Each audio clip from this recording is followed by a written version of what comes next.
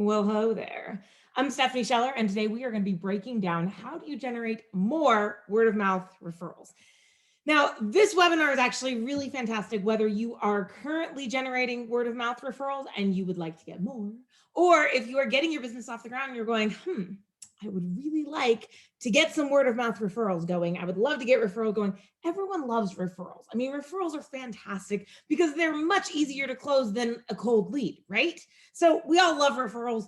But what I found is that despite this being the #1 claimed marketing strategy, that means out of all the people I talk to, every single person, almost every single person claims to use word of mouth or referrals for generating clients. However, out of everyone I have surveyed, not a single one of them had a solid strategy they were using. Their basic plan for generating more referrals was do good work and then cross my fingers and hope it pans out, which is not a good business strategy in general, just in case you were wondering. So today I'm going to walk you guys through our process for how we have created the Grow Retreat and built it into a invitation or referral only event that sells out every single year. We have now got multiple hundreds of thousands of dollars coming in every single year, just based 100% off of referrals.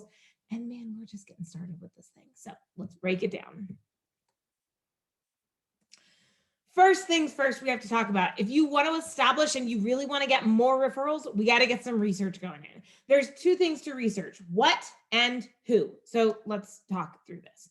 First and foremost, I want you to research what. Reach out to some people who currently refer to you. These could be referral partners, these could be clients, but I want you to think about maybe the last 3 to 5 people who referred to you in the past year, 6 months.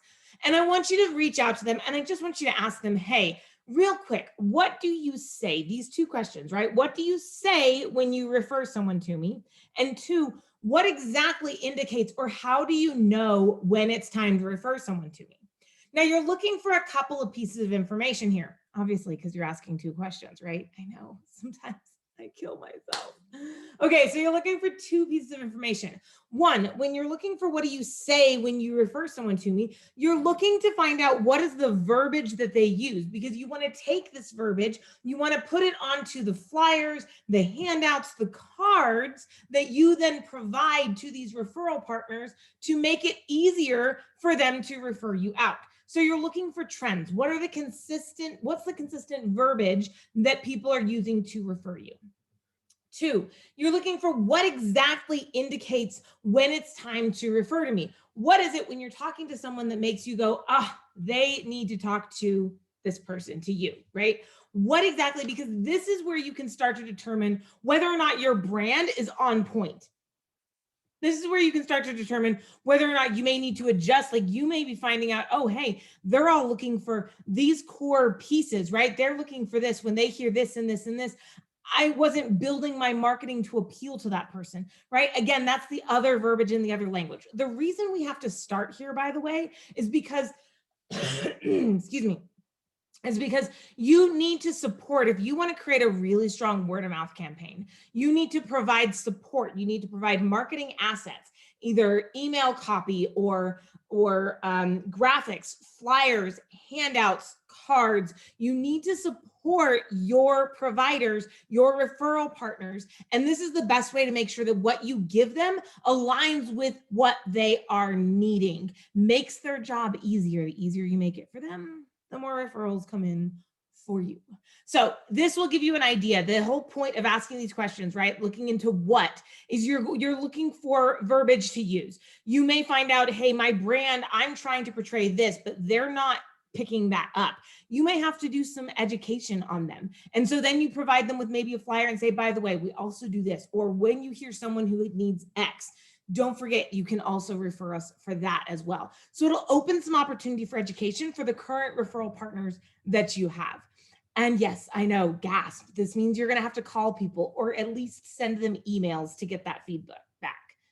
And I know it's terrifying. And I would say, I'm sorry, but come on. If this is truly the #1 performer in your business, why are you not investing time to make sure it's performing at its peak? That's all I'm going to say. Okay. I keep trying to hit the over button. It's not working here. All right, so now you're going to identify, so we need to do what? Now we need to identify who. Who are your referral partners going to be? Now, I recommend first and foremost, like not every referral partner is equal. Okay, you're gonna have some clients and customers that are gonna refer, and those guys need to receive certain information, right? You're gonna have maybe referral partners that you refer to, they refer back, they also need certain information. And then you're gonna possibly have what I call POIs, or people of influence. Now, these are typically called micro influencers. These are usually people who don't necessarily have thousands and thousands of followers on Instagram, but maybe they do have a handful of followers through social or through a mailing list. But the key with these guys is that they have a lot of sway over their audience. I've gotten more referrals and connections by working with people who wouldn't necessarily fall under the term influencer per se, but when I get them on board with promoting our events, we always get ticket sales because they know people and people trust them. I remember we had one person that I consider, a POI, right? She's not necessarily huge online, but this was someone that when she got behind us and she started telling people, oh my God, you need to go to Stephanie's event, people were saying, okay, sign me up. They didn't care how much it cost. As long as this lady said they needed to be there, they were going to be at that event. That's a POI, that's an influencer, and that's a relationship you want to build and protect. So get your list, start figuring out who's referring to you. And then my biggest key here is create lists and get specific. I mean, it's one thing to sit here and say, oh yeah, I've got these influencers who are going to send referrals my way. I've got my clients and then I've got my referral partners, but you need to actually start creating a list. Who's on your POI list? Who's on your client list? Who's on your referral partner list, and like where you go send your emails to people, whether this is from your inbox, maybe you're using an Excel spreadsheet, maybe you actually have a mailing platform. I don't know. I don't care. Wherever you're sending your emails from, get an actual list together, one titled POIs, one titled clients, and one titled referral partners, and start actually putting people on these lists. Theory is useless, you guys. We have got to, and gals, theory is useless. We have to actually apply this. So sit down, go ahead, pause the video. You can do that.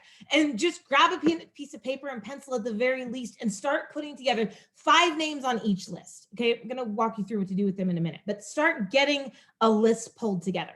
Got it? Okay, now we've done our research. Now we're ready to actually start implementing. I mean, you already did implement because you were already calling and emailing people, right? Yeah, okay, all right, just checking. Okay, so let's talk about key number 2. If you want to drive more word of mouth referrals, you must communicate. This one I feel is kind of like second, like it's like, do we really have to say this? And then I remember the people that I've spoken with and I go, oh yeah, we do have to say this. You have to communicate. Now you've got your lists, you know who's referring to you. And for the most part, if we have like a word of mouth campaign running, we generate a lot of word of mouth. We usually have an idea of this before you even got to the previous slide. But now you're starting to actually pull together your list. And I want it to be in the easy place where you can access, you can review quarterly, you can email at a glance, like all of these keys, because you've got to make communication with them simple. Okay, if your communication with them is not simple, you're not going to do it. I mean, let's be honest. Business is too freaking busy. If communication isn't simple, you won't do it. And then you're going to be sitting here with a bunch of ideas and no actual application. So we have to communicate. You have to be proactive about this. This is the other thing I see is that a lot of times maybe there's a plan to drop by every so often, but what I find is people are proactive to bring in referral partners. They go to networking events, they meet the next person and the next person, and they're so busy kind of going to the next person and the next person that they kind of completely fail to actually cultivate a relationship with the individuals on their list. Their relationship can't be, oh, hey, I'm going to see you at the chamber event once a quarter. Like that relationship has to go a lot deeper than occasional, every now and then, let me reach out and say hi, or even let's just bump into each other and remember the other person exists. We have to become proactive about reaching out to people. There's a lot of ways you can be proactive about communicating with people. And we're going to talk about what to communicate in a minute. So don't stress, but I want you to be thinking about, okay, what all can I do to communicate with these guys? I can call them. I can set up a coffee date. I can send cards. I can drop by. I can bring a gift. I can send an email. I can connect on social media. Now, all of these things, you may not do all of them for each list. For example, you may not drop by all of your clients, right? That could be kind of awkward, especially if you're like consumer based and then you're dropping by people's houses. That's weird. However, if you've got maybe a handful of really good clients that are, business based, you could make sure you drop by them at least once a quarter. Set up coffee dates. A lot of the referral partners I work with, either they're not in the office, or if they are in the office, quite frankly, they're busy. So I will reach out and proactively set up a coffee date to catch up, see what they're doing. How can I help them? For influencers, I'm always looking for how can I help you? Because then when I reach out to them and ask for help, they're much more inclined to actually want to help me as well. So again, we're going to talk about that in a second, but I will set up coffee dates, be proactive about reaching out to and staying engaged with these people. But think about all of the ways you can be proactive with communicating to them. And then one of the big keys, I think I'm talking about it on the next slide. Yeah, keep it interesting, okay? So here's the key. There's 2 keys to keeping it interesting. If you're gonna be proactive about communicating with people, you've got to do these 2 big important ones. And that is 1, be worth talking about, and 2, be different. So first and foremost, if you're going to be constantly reaching out to and communicating with people, there's got to be something to actually talk about. If you're just reaching out to them and every single month it's the same old, hey, how's it going? Oh, I'm good. I'm really busy. How are you doing? Oh man, the days are just flying by. Can you believe the year's already half over? Oh, wow. Oh my God, that conversation was boring just to have with myself. I mean, and I'm not boring. So if I'm bored talking to myself, imagine how bored your clients and your referral partners are. Okay, there's got to be something worth talking about. And trust me when I say I'm not trying to be mean and I'm not trying to be a jerk, but your business is not that exciting. I mean, there can be exciting things going on, right? You could talk about, oh, we've got a new product, we got this, we got that. There can be some exciting stuff going on, but for the most part, the minutia of the day-to-day is just the minutia of the day-to-day. And we get so caught up sometimes living in that day-to-day that we forget that there's more to life and business than just that. So there's got to be something worth talking about. Get your company involved with maybe a give back initiative. For example, we have established the Impact Awards at time of recording. We've established this event called the Impact Awards. And the Impact Awards is all about identifying and then recognizing a company that is making a major impact, that is giving back and helping their community in a huge way. That's worth talking about, because we are literally giving away like $3,500 in cash and then another $8,000 in tickets to other events. So there's actually a ton of, that's something really cool, fun, and interesting to talk about. We're going to Salt Lake for this workcation. We are also getting involved. I have another book coming out that actually just came out again at time of recording. These are all things that are actually like different from the day-to-day. If I just sit here and I'm like, yeah, we're getting ready for the Grow Retreat again, and we're so busy, like the same old becomes, the same old. So find interesting stuff for your company to get involved with. For me to sit here and talk about, oh yeah, we're actually getting ready to film this web series, and I've had this book come out, and I've got another book coming out in the fall, and I've got this, and we've got that. That's actually interesting, and it keeps me front of mind for them. Remember, the more interesting you make yourself, the more interested they are in actually remembering you. The more, and this is not like a conscious decision people make. It's actually how the brain works. If it's the same old, your brain kind of ignores it. Let's do a test, okay? How many of you guys, raise your hand, are wearing clothing? I know, I got to raise my hand, fortunately for you guys. But yes, we're all, I mean, most of us hopefully are wearing clothes as we're watching this. But now let me ask you, until I asked, did your body even register that you were wearing clothing? Like, did you notice the feel of the clothes against your shoulders or your back or your legs? No, because our mind has this thing called change blindness. We are literally given so many stimuli, so much going on, that when we get the same stimuli consistently, we actually learn to completely ignore it, right? This is how our brains can actually focus on processing. So there's noise going on all around me, there's lights going on, but if someone were to open the door and try and come in, that would catch my attention right away. Why? Because it's different. It's not a constant stimulus that my brain has just learned to ignore. Now, how does this apply here? So if you are being the same old, same old, same old, same old, the brain literally is trained to ignore you.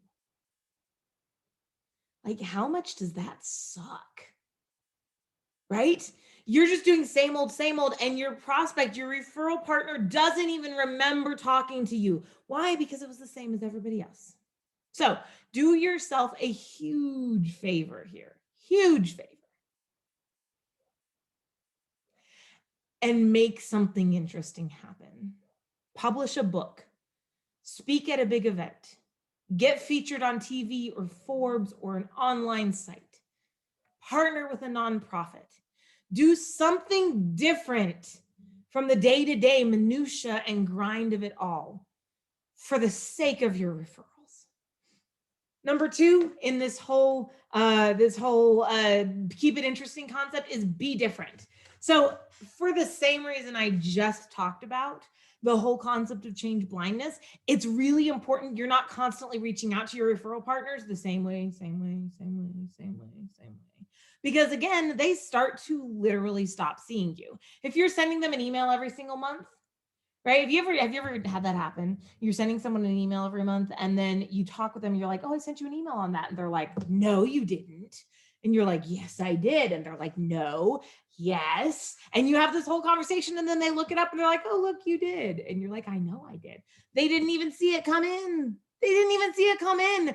Could be because their inbox is full, mostly because that's the only way you were communicating with them. And quite frankly, they got bored. Their brain got bored before they even recognized it and they didn't even notice you. I gave you a whole list of things you can do to follow up with people that are all different methods, right? If you're calling one day and then you're sending an email the next quarter and then you're texting them for a coffee date and you're connecting on social media, these are all different methods to keep yourself front of mind for them. If you notice, most marketing and advertising campaigns, they don't rely on one method of distribution. They've got a billboard, they've got YouTube ads, they've got radio ads, they've got TV ads, they've got, because they know that they have to get their message in front of you multiple ways. You've got to start doing the same thing for your prospects and your clients and your referral partners. So be worth talking about, do something worth paying attention to. And second of all, be different, differ up the messages, which will be easy to do because you're doing the first one and being worth talking about, right? And then also vary up the methods of distribution, the way you are bringing that message to them. How are you reaching out? Keep it different, keep it interesting. Next up, give them a reason to refer to you. Now, this goes into a couple of different things. I mean, we've all heard, right? Wait. Okay, never mind. I'm getting my bullet points confused. Give them a reason to refer to you. There's multiple reasons that people will send referrals your way. Two big ones that we really tend to rely on a little bit too much is one, referral payments and confidence in your work. In other words, either you pay me to refer to you, or I'm really confident you're going to do a great job taking care of my clients. And so I feel confident referring to you. But the third reason that we get referrals is the one that most people forget the most. And that is, frankly, a very strong relationship between you and your prospect or your referral partner or your POI or your client. They feel like they can trust you. I've had people reach out to me as a micro influencer as well. I've had people reach out to me and say, hey, Stephanie, Would you be willing to promote our course or our event or our this or our that to your list, to your audience? And anyone who buys, I will give you X amount of dollars. I will give you whatever, right? I get offered referral fees all the time. 99% of the time, if not 100, I say 99 because I think I have accepted some referral fees. But most of the time, I don't accept referral fees. Why? Because I want to refer to the person that I believe is going to do the absolute best work. But what's really important is that that person stays front of mind and that I continue to have an ongoing relationship with them. Why? Because I may have known them a year ago and they did really good work then, but I don't know if they still do the same. Fair point. Got the point. You got to build a relationship with your referral partners, with the individuals sending you referrals. And it takes more than just an occasional, every so often show up. This is what drives me absolutely batty sometimes, is that again, we start the relationship and then it doesn't go anywhere. For those of you guys who are married or in a committed relationship or in any kind of relationship, if you would just put a bunch of work into like the first date and then just, maybe had a second date, but then like the third date and fourth date, you were there. Then after that, you didn't really pay attention, didn't go on any more dates. Are you still in a relationship with that person? No. Right? You're not communicating, you're not talking to them, you're not getting anything back from them, they're not getting anything out of it. There's no relationship. They're not giving you referrals. You have to build a relationship first and foremost, and you need to make sure they are taken care of. And this comes down to so much more than referral fees and confidence in work. Although you can offer either of those, and it will help. Just offering a referral payment is not going to get you referrals. End of discussion. I know, because I tried doing it for years and I've had people try doing it to me. Referral payments don't make up for a lack of trust in your ability to perform and a lack of trust in our relationship and our ability to have a good, strong relationship from there on out. Now, the last key that we have, if you want to get more word of mouth referrals, is to be intentional. Be intentional with the communication, with everything you're doing. Have an actual plan. We've talked about this is where everything starts coming together beautifully so you can actually apply this. First and foremost, know who you're reaching out to. We talked about getting an actual list. It's super easy to just say, okay, I need to build a list of influencers, but then never get around to actually building a list of influencers. And I hope you guys have heard the updated quote now. It used to say that knowledge is power, right? However, that phrase has been outdated for years. Knowledge is no longer power. Applied knowledge is power. Just because you know you need these lists, you need an easy way to communicate with your clients, one with your clients, one with your referral partners, one with your POIs, doesn't mean you're actually implementing it. Have one list here because you're going to send different information to your clients than you're going to send to your influencers. You're going to have different information that you send to your referral partners that says, hey, by the way, appreciate our working relationship. Let me know how I can refer to you, right? And you're going to have different ones to go to your influencers as well. That relationship is more about how do I add value to you? So again, when I need help, I can get you to refer to me, you to help me out as well. Have a system, have a plan. You say, okay, for my client list, this is how often I'm going to reach out. This is how I'm going to reach out, and document it. I know it's crazy, it's wild, but it works really well. Just even a Word document that says email client list bi-monthly, right? Connect with all clients on social media quarterly. Send a card quarterly, like little things like that. That can be as simple as your system. It doesn't have to be detailed and complicated and crazy. It can simply be a list of, I'm going to do this then, right? But have a system and a plan. I'm going to, for your influencers, you may reach out to them quarterly for a coffee date, send them an email monthly, send them a card quarterly, like figure out how often you're going to do something. Maybe first quarter of the year, you're doing coffee dates. Second quarter, you're sending a gift. Third quarter, you're sending a card. Fourth quarter, you're sending an email. I don't know, but find a system that you can execute consistently, and more importantly, document it so you can pass it off to someone else to consistently execute for you.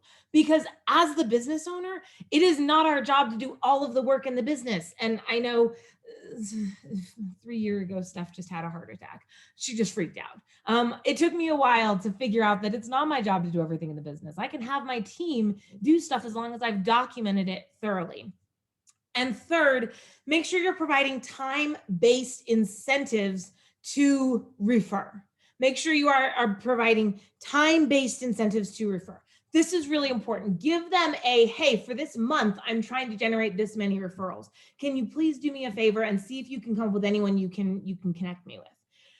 This really helps for a couple of reasons. One, it gives you something else to communicate with them. Remember the keep it different, keep it interesting.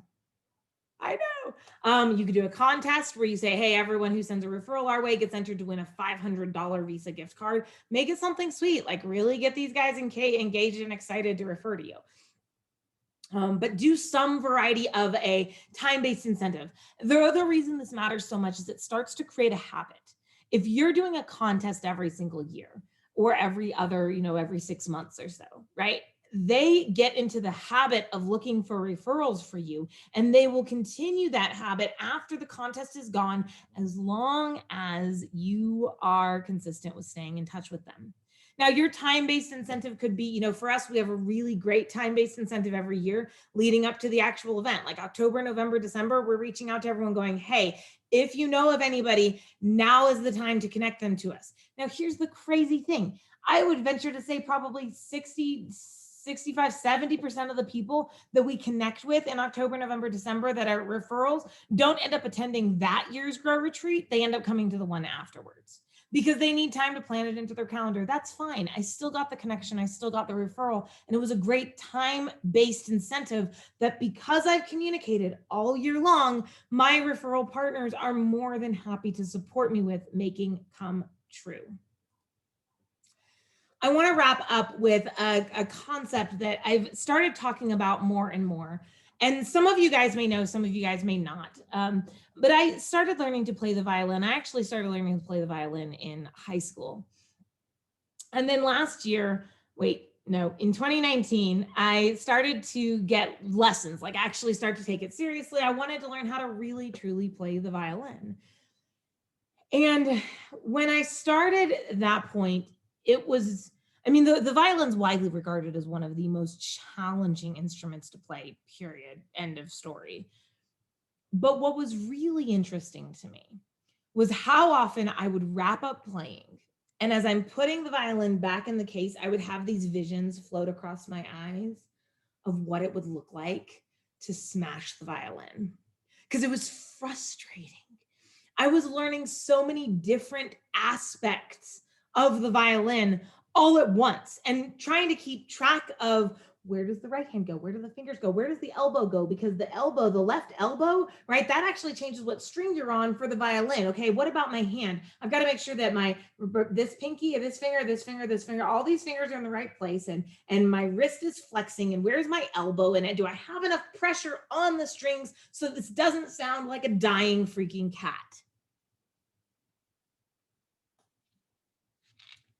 And it was a lot, and it was overwhelming to get it all in place. And frankly, there are still some days that as I put the violin away, I wonder why I torture myself. And then there are the days when everything starts coming together. And I am playing the violin beautifully. And there's a moment when the music swells, and it is so beautiful. And the reason I'm sharing this with you is because sometimes building that marketing muscle, getting good at marketing, getting all of this stuff implemented, man, sometimes it's kind of like playing the violin. There's a lot going on. We're trying to remember 100 things at once and still keep the business going. But if you will keep persevering, see, the only way to make the violin sound good was to focus on fixing one thing at a time. Just one thing at a time. First my fingers, then my wrist, then my arm, then my other finger, then my other wrist, then my other arm. Now my this, my chin, my shoulders. It's the only way. So what I want you to do is pick one thing out of this webinar you can go and implement. And then you know what? You can come back and do another one tomorrow and another one the day after. Just remember, if you find yourself getting frustrated, it's because you're building that muscle. And there is something truly glorious waiting for you on the other side. One of my favorite acronyms to remind people of is this concept of action.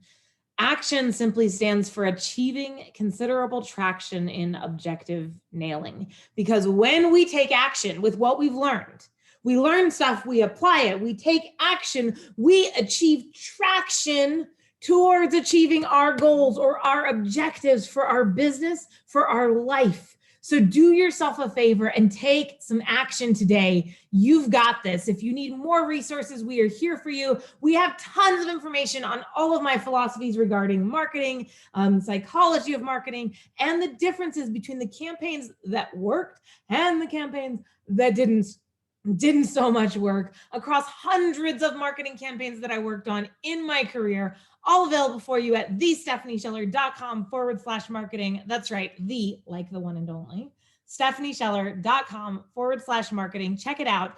Tons of resources, tons of content available for free for you there to help take your marketing to the next level. In the meantime, go take some action today. You got this.